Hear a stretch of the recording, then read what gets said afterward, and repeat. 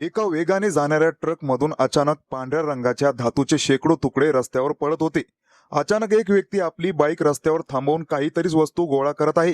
हे पाहून क्षणार्धात लोकांनी आपली वाहने रस्त्यातच उभी केली आणि ते तुकडे गोळा करण्यासाठी जीवघेणी स्पर्धा सुरू झाली. प्रवाशांनी अशा प्रकारे लूट सुरू केली की 2 किलोमीटर वाहनांची रांगच रांग. प्रत्येकाला वाटत होतं आपण ही गाडी खाली उतरून चांदी उचलावी.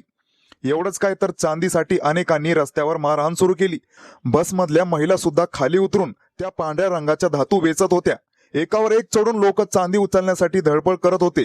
उत्तर प्रदेशातील हापूर जिल्ह्यातील ततारपूर बायपासवर 5 जानेवारी रोजी घडलेली ही घटना. महामार्गावर प्रवाशांनी सुरू केली लूट आणि झाली वाहतूक कोंडी. गूढमुक्तेश्वरकडून दिल्लीच्या दिशेने जाणाऱ्या एका ट्रकमधून हे धातूचे तुकडे बुलंद शहराच्या हद्दीत पडले होते. रस्त्यावर चमकणाऱ्या पांढऱ्या वस्तू पाहून दुचाकी आणि कार चालक अक्षरशः रस्त्यावर उतरले. कोणी खिशात तर कोणी पिशव्यांमध्ये हे तुकडे भरू लागले. यामुळे बायपासवर वाहनांच्या लांबच लांब रांगा लागल्या आणि वाहतूक पूर्णपणे ठप्प झाली.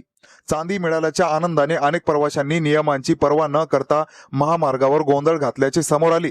वाहतूक कोंडीची माहिती मिळताच हापूर ग्रामीण पोलीस ठाण्याचे प्रभारी यांच्यासह पोलिसांचे पथक तातडीने घटनास्थळी दाखल झाले. पोलिसांनी प्रथम जमावाला पांगवून वाहतूक सुरळीत केली. आता या प्रकरणाचा तपास सुरू केला असून पांढरा धातू पडलेला तो ट्रक नेमका कोणाचा होता याचा शोध घेतला जात आहे.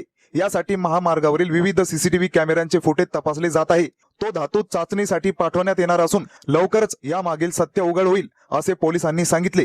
तोपर्यंत हा केवळ लोकांचा समज होता की खरोखरच मोठी संपत्ती रस्त्यावर सांडली होती याबद्दल चर्चा रंगल्या आहेत. सोशल मीडियावर या घटनेचे अनेक व्हिडिओ व्हायरल झाले आहेत ज्यामध्ये लोक उत्साहाने तो धातू गोळा करताना दिसत आहे. तो धातू नेमकी चांदीचा आहे की अन्य काही हे अद्याप स्पष्ट झालेले नाही.